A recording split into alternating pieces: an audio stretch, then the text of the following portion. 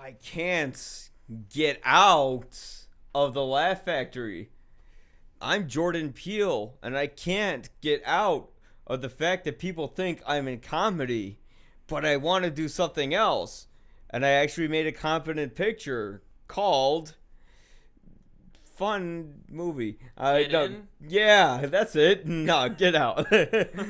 Hello and welcome to You'll Probably Agree, or You'll Probably Not Agree, or the Cinefrods, or whatever we're calling it these days. Yeah, No, what are you calling it these days? I call mine You'll Probably Agree. Oh, So okay. we'll stick with that. But no, everyone has told me to go see this film, to go see Get Out.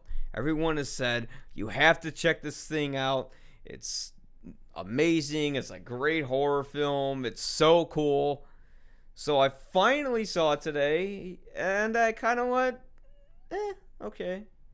Like, I didn't think it was bad. You feel like you need your money back? No, I just felt like it was a good film, but I don't know, nothing really to brag about. It feels like a horror movie with a really cool twist where, definitely a social commentary on how white society wants to indoctrinate black people to make them the way they are, much like how we did with the Native Americans, trying to make them less savage, but now it's just another echo of how we use our own agenda to have people fit within our version of a stereotype that we want.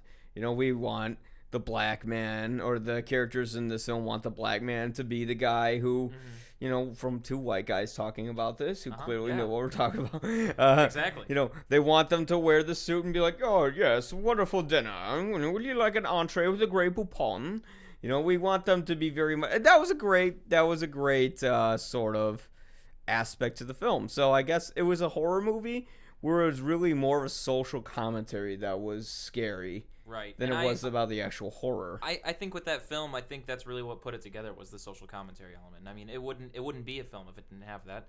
The whole purpose of that film was really to kind of outline the social issues with the African American culture versus the standard white family. And I went into that film with the sheer hope that maybe that white girl isn't crazy. Maybe that white girl is just a white girl who wants to date this guy. Yeah. Spoiler alert! Little did I know. Yeah.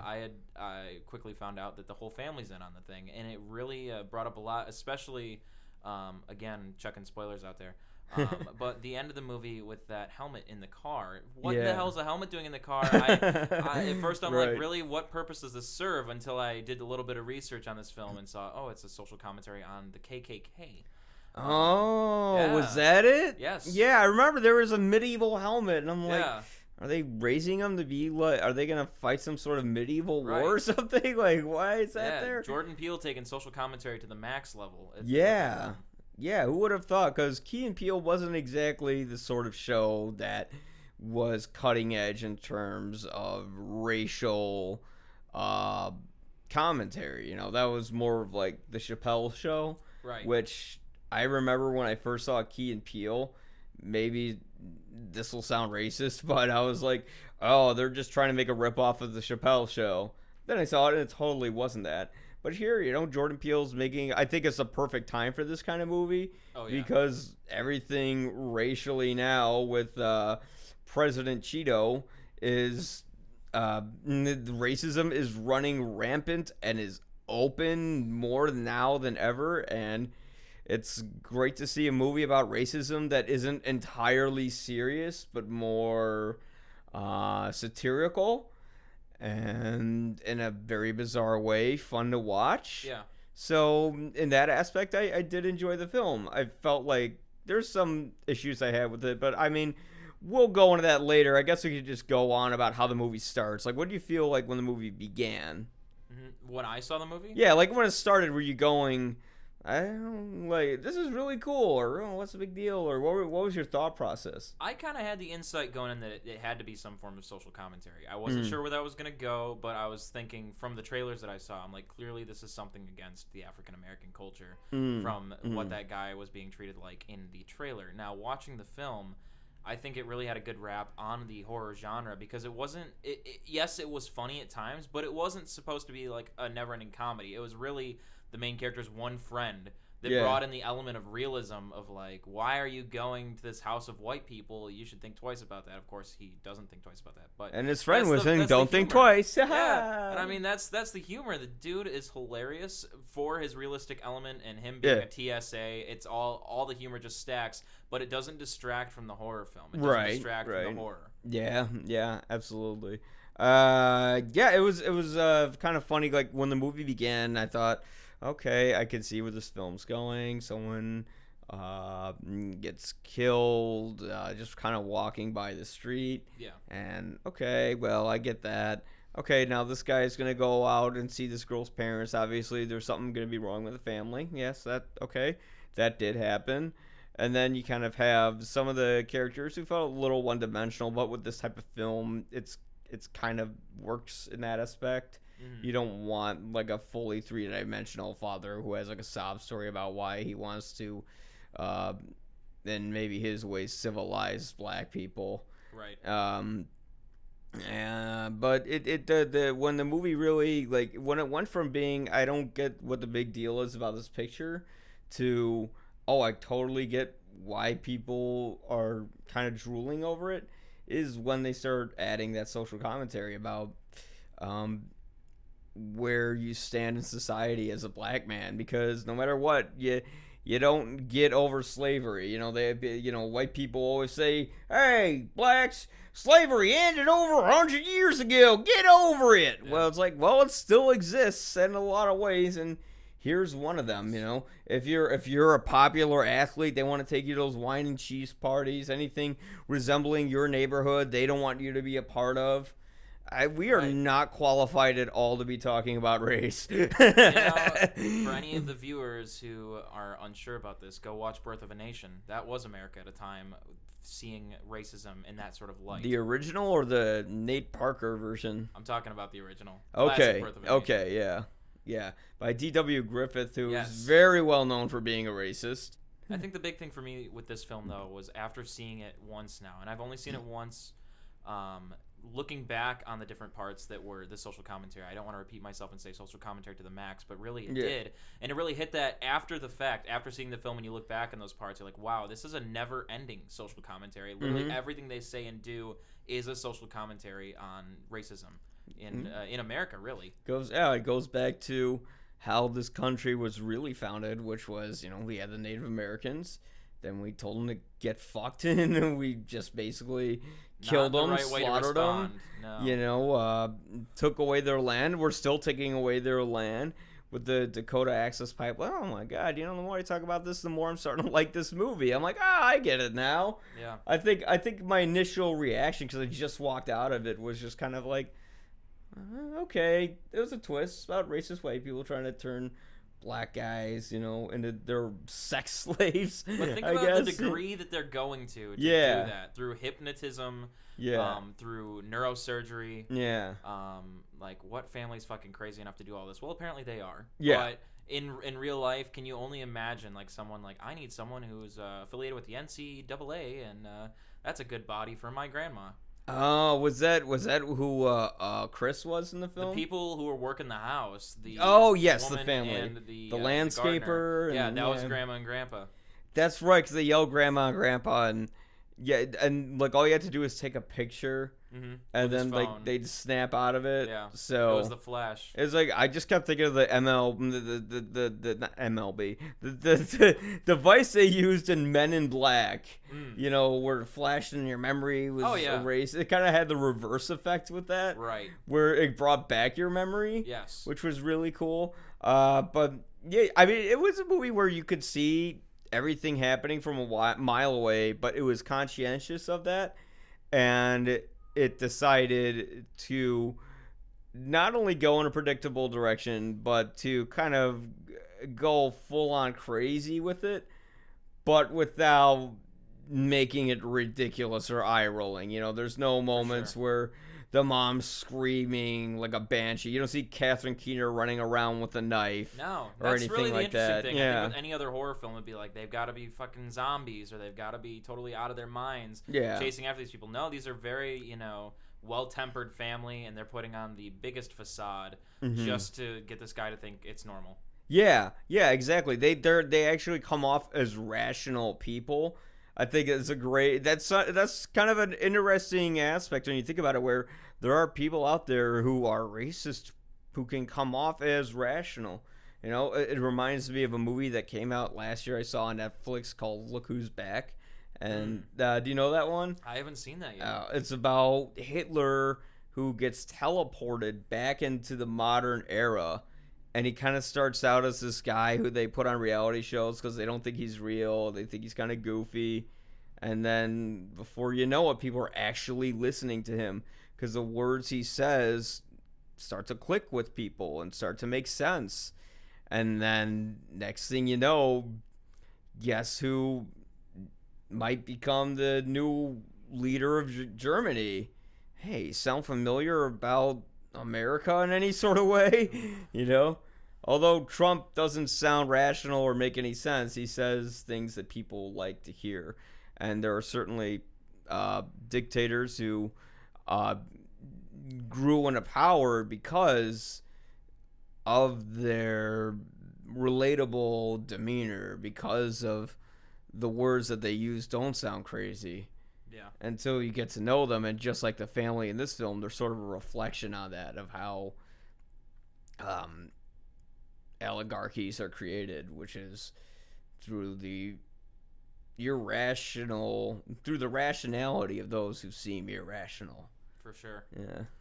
Yeah, I mean, one Joseph Stalin to the next, Hitler, you know, Hitler Part 1, Hitler Part 2. I think anytime someone brings up Hitler, though, I think of Danger 5 now. You ever watch that show, Danger 5? No. That's on Netflix. But I think you'll be entertained. I think you'll enjoy that. I know there's a show on Amazon about if the Nazis won. I don't know the name of it, but well, the guy who made the Italian Spider-Man, if you've heard of that, he did Danger 5. Okay. So it's very it's a very out there comedy, but it's what's funny. it about? Basically, there's this like group of super agents who their main mission is to kill Hitler, but of course they never do in none of the episodes. And Hitler always escapes out the same window. It's the same exact shot. That's the joke, but every episode it's just totally ridiculous them trying to kill Hitler. It's and whenever I compare, or anyone compares anything to Nazis, that I always feel like I'm stepping into some sort of trap when making any sort of commentary, because you can compare anything to Hitler, you know. Right.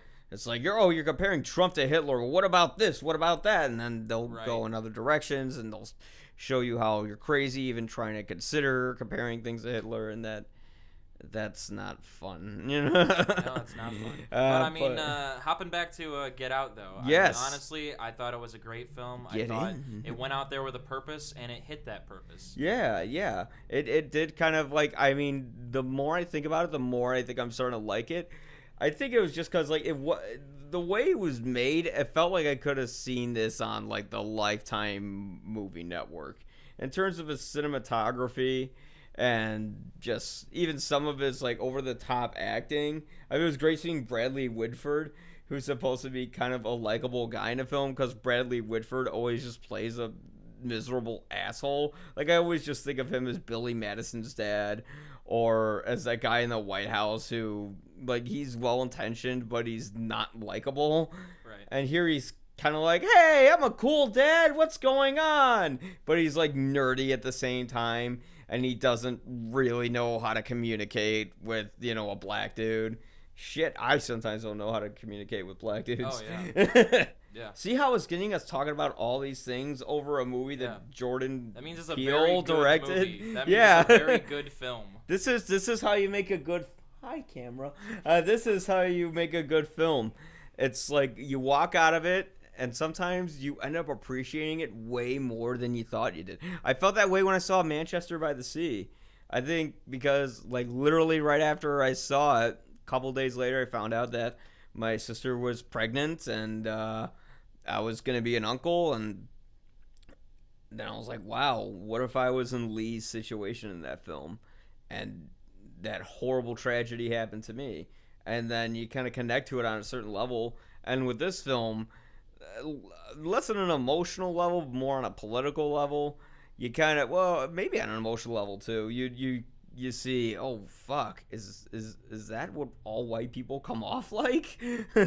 I certainly hope not. That's a real fear that I think if everyone of a different race or ethnicity saw, white America is just like, wow, those pricks, they're all gonna look at me this way. Yeah. Yeah. Look at the camera, Mike. Why? Well, I mean, you just did. So I did. Hi. We can all think of you as a American prick now. Racist. But, I mean, I hope not. I hope that that's not how it comes off, because I guess that's why I have a very liberal mindset where it's like, look, let's just look at each other as equal people, equal mindsets. I think, God, there's a great saying. I can't remember. Fran Lebowitz, I believe, is the name of the author. Martin Scorsese did a documentary on her, and she was on Real Time with Bill Maher, and she said nowadays, it's like white people hate being called racist more than actually being racist. And I'm like, yeah, that's pretty true. Yeah.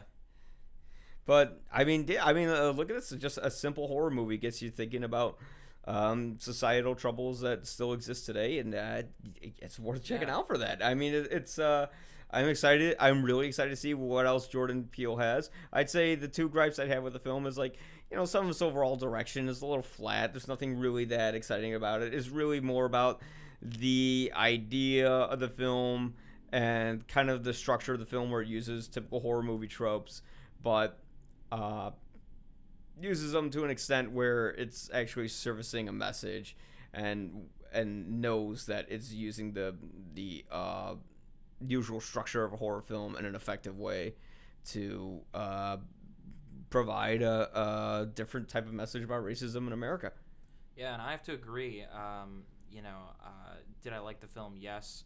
What I call the film flawless, I don't think I can say that it was flawless, but I'd need a pencil and paper to really write down where I thought the problems were, because I think between things like the sunken sort of phase that he went through and the characters acting, I mean, they're pretty all on point for the subject matter, for what they were trying to put out. I wish I knew more about Chris, other than he's just in an uncomfortable situation. You don't really know anything about him throughout the whole movie.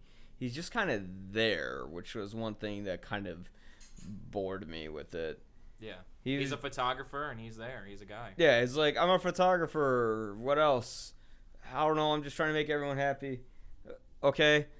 Yeah. I'm the girlfriend. I'm cute. You're almost learning more about his friend who's a TSA agent, or cop, or observer. What would I call someone who works for the TSA? I don't know. He was like the TSA comic man. Yeah. Barnacle man. I'm TSA man. But really, though, you know more about his friend being a TSA man. Yeah. Than you do about Chris. Yeah, and like all the characters, you don't really know anything about them. Like, and that's fine with like Bradley Whitford's character, with Catherine Keener's character. I kind of would have liked to have known why they decided to indoctrinate people. And there's that one scene where they're talking to Stephen Root. That's his name, right? Milton.